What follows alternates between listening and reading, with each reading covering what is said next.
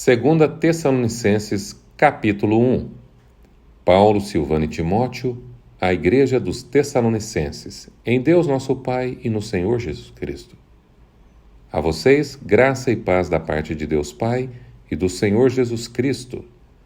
Irmãos, devemos sempre dar graças a Deus por vocês, e isso é justo, porque a fé que vocês têm cresce cada vez mais, e muito aumenta o amor de todos vocês uns pelos outros. Por esta causa, nós nos gloriamos em vocês entre as igrejas de Deus pela perseverança e fé demonstrada por vocês em todas as perseguições e tribulações que estão suportando. Elas dão prova do justo juízo de Deus e mostram o seu desejo de que vocês sejam considerados dignos do seu reino, pelo qual vocês também estão sofrendo.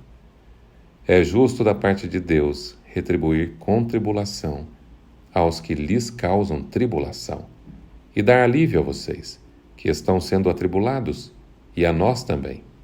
Isso acontecerá quando o Senhor Jesus for revelado lá dos céus, com os seus anjos poderosos, em meio às chamas flamejantes. Ele punirá os que não conhecem a Deus e os que não obedecem ao Evangelho de nosso Senhor Jesus Cristo. Eles sofrerão a pena de destruição eterna, a separação da presença do Senhor e da majestade do seu poder.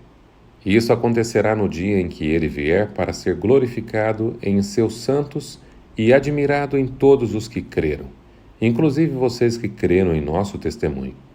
Conscientes disso, oramos constantemente por vocês para que o nosso Deus os faça dignos da vocação e, com poder, cumpra todo o bom propósito e toda a obra que procede da fé. Assim o nome do nosso Senhor Jesus será glorificado em vocês, e vocês nele, segundo a graça de nosso Deus e do nosso Senhor Jesus Cristo. Segunda Tessalonicenses, capítulo 2. Irmãos, quanto à vinda de nosso Senhor Jesus Cristo e à nossa reunião com ele, rogamos a vocês que não se deixem abalar nem alarmar tão facilmente, quer por profecia, quer por palavra, quer por carta supostamente vinda de nós, como se o dia do Senhor já estivesse chegando.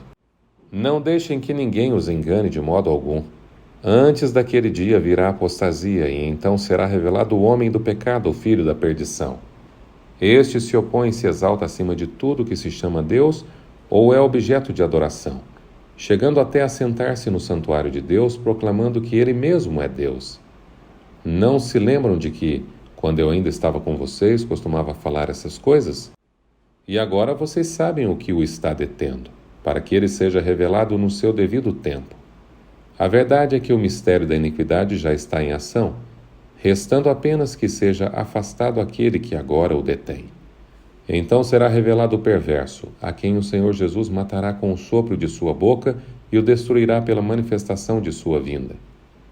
A vinda desse perverso é segundo a ação de Satanás, com todo o poder, com sinais e com maravilhas enganadoras.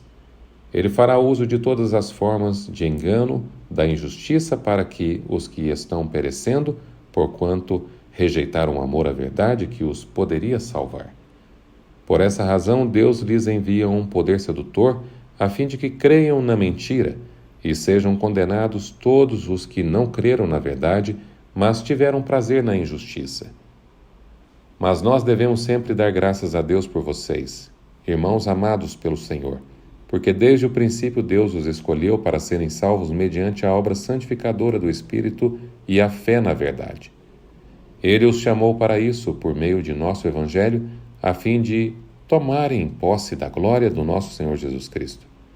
Portanto, irmãos, permaneçam firmes e apeguem-se às tradições que foram ensinadas a vocês, quer de viva voz, quer por carta nossa. Que o próprio Senhor Jesus Cristo e Deus, nosso Pai, que nos amou e nos deu eterna consolação e boa esperança pela graça, deem ânimo ao coração de vocês e os fortaleçam para fazerem sempre o bem, tanto em atos como em palavras. Segunda Tessalonicenses, capítulo 3. Finalmente, irmãos, orem por nós, para que a palavra do Senhor se propague rapidamente e receba a honra merecida, como aconteceu entre vocês. Orem também para que sejamos libertos dos homens perversos e maus, pois a fé não é de todos. Mas o Senhor é fiel. Ele os fortalecerá e os guardará do maligno.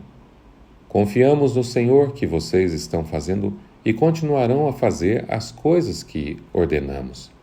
O Senhor conduz o coração de vocês ao amor de Deus e à esperança de Cristo. Irmãos, em nome do nosso Senhor Jesus Cristo, nós ordenamos que se afastem de todo irmão que vive ociosamente e não conforme a tradição que vocês receberam de nós.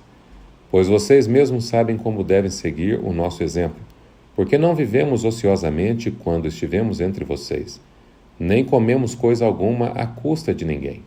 Ao contrário, trabalhamos arduamente e com fadiga dia e noite, para não sermos pesados a nenhum de vocês, não porque não tivemos tal direito, mas para que nos tornássemos um modelo para ser imitado por vocês. Quando ainda estávamos com vocês, nós ordenamos isto: se alguém não quiser trabalhar, também não coma. Pois ouvimos que alguns de vocês estão ociosos, não trabalham, mas andam se intrometendo na vida alheia. A tais pessoas ordenamos e exortamos no Senhor Jesus Cristo que trabalhem tranquilamente e comam o seu próprio pão. Quanto a vocês, irmãos, nunca se cansem de fazer o bem. Se alguém desobedecer ao que dizemos nesta carta, marquem-no e não se associem com ele, para que se sinta envergonhado. Contudo, não o considerem como inimigo, mas chamem a atenção dele como irmão. O próprio Senhor da paz dê a vocês a paz em todo o tempo e em todas as formas. O Senhor seja com todos vocês. Eu, Paulo, escrevo esta saudação de próprio punho, a qual é um sinal em todas as minhas cartas. É dessa forma que escrevo. A graça de nosso Senhor Jesus Cristo seja com todos vocês. O fim da segunda carta aos Tessalonicenses.